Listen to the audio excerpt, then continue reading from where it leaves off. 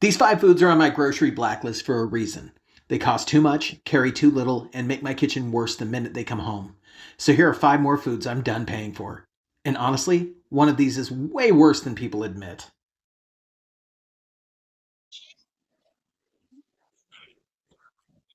First item is bagged salad kits. This is one of the best marketed lies in the grocery store. It looks like convenience, it looks like health, it looks like lunch is already handled. But most of the time, what you're really buying is a small amount of food, a dressing that usually isn't that good, and a countdown clock.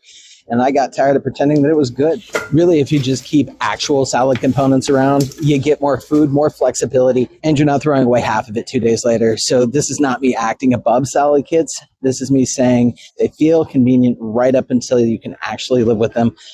But if you buy these all the time and you've actually figured out a way to make them worth it, I'd be really interested in hearing how. Second is jarred pasta sauce. And I think this is where some people are probably going to think I'm being dramatic, because jarred sauce is so normal that people barely even think of it as a decision. It just goes into the cart. And that's exactly the problem. If I already have tomatoes, garlic, onion, seasoning, and a kitchen that knows how to make sauce, then this one is one of those purchases that starts to feel lazy in the wrong direction. Not lazy because I need to work harder, lazy because I stopped paying attention. And the more I thought about it, the less respect I had for buying the same jar over and over just because it was familiar. Because even if I wanted sauce ready to go, I would still rather make it myself and make it in bulk. At least then I know what's in it. At least then it tastes like something I actually meant to feed people. And at least then I'm building something useful instead of paying for a shortcut that keeps pretending to be better than it is. I'm not saying that every jarred sauce is disgusting, and a lot of them are. I'm saying it became a default purchase, and that default purchases are where money and standards quietly disappear. When I make sauce at home, I can make a lot of it. I can portion it. I can freeze it, and I can have something that actually fits the way this kitchen works. That's a better solution. And that's one of those things I quit buying because I'm trying to prove something. I quit buying it because I can make a version that I can respect more, make plenty of it once, and stop paying for the same mediocre convenience.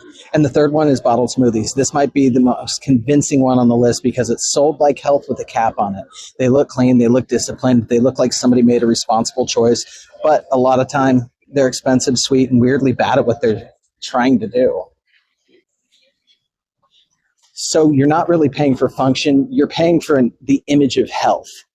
And that stopped being enough for me. And if you've got a store-bought healthy food that you quit buying for the same reason, that's the kind of thing I'd like to know about.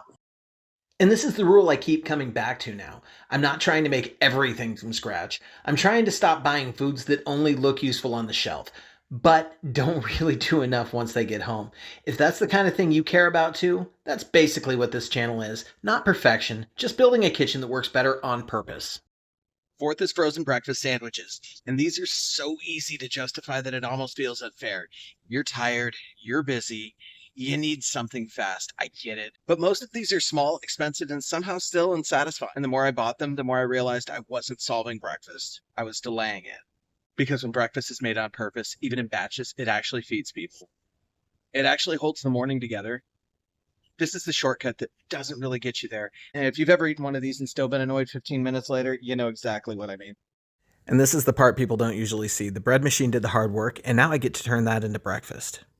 A little flour on the board so the dough actually behaves, and we can turn it into English muffins instead of a sticky mess.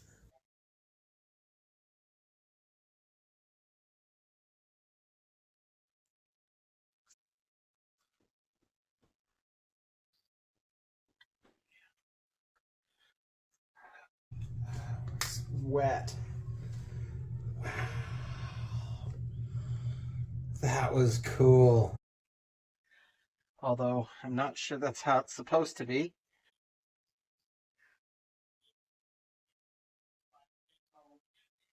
Once the dough is out, I'm just rolling it to the thickness I want. Nothing fancy here. I'm just trying to get something that will actually make a good sandwich. Then onto cornmeal so they get that classic English muffin bottom and a little texture after they cook. All right, these things are ugly. Like, not pretty at all.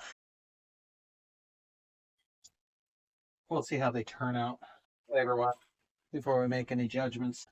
All right, so this one actually looks like it's kind of browning up, which is how it's supposed to. These guys have all kind of just fluffed up a little bit, maybe a little bit of exterior coating, and I think it's because it's thicker metal than this one. All right, so I just finished making kind of an English muffin. It's kind of an English muffin. It's an English muffin recipe. It doesn't look like one, but we'll see if it tastes like one. Let's start by peeling that sucker open. Oh yeah, it looks like one. I bet you if I would have let it cool off completely, it would be extra kind of nooks and cranny. Like, we're going to have to double check this later and see how it looks. This is the point when I started feeling a lot better about them. They're not perfect, but they look like real English muffins, and that matters to me more than making them look bakery polished. I want something sturdy, toasted, and good enough to hold an egg and bacon without falling apart. And once that part works, the rest is easy. Toast the muffin, get the bacon going, and build an actual breakfast. This is why I like doing this kind of thing at home. It takes a little effort up front, but now I've got a hot breakfast sandwich made from dough I mixed in the machine, and I know exactly what went into it.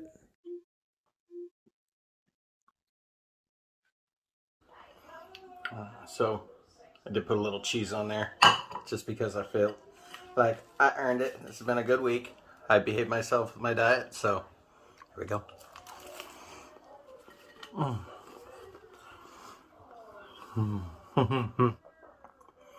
You know you cooked a good egg when it just bursts all over your hand like that.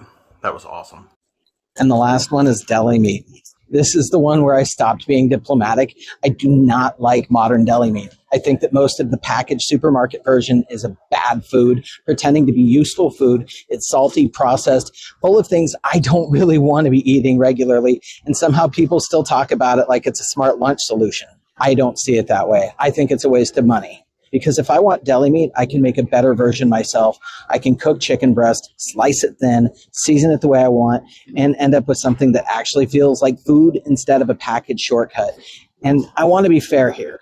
I'm not talking about traditional places that treat meat like a craft. A place like Edelweiss in Portland is a completely different category to me. That kind of deli meat comes out of an older tradition of butchery, curing, smoking, and actually making the product with intention. That I respect. If something's expensive, forgettable, limited, or only solves one tiny moment, I need a really good reason to keep buying it. And if my kitchen can do that job better, more flexibly, or with more intention, then I don't need to outsource it anymore. That's really the shift. Not homemade for the sake of homemade. It's better standards, because the grocery store is very good at selling foods that feel helpful before they've actually had to prove anything. I still shop at the grocery store all the time. I just don't trust convenience the same way that I used to, because a lot of these foods are really good at looking useful on the shelf. I care a lot more about whether they still deserve a place once they get home. And I think that's probably the real question. What are you still buying because it helps your household? And what are you still buying just because you're used to seeing it there? And the next obvious video is the other side of this one, the foods that I still buy on purpose. Because some grocery store items really do earn their place.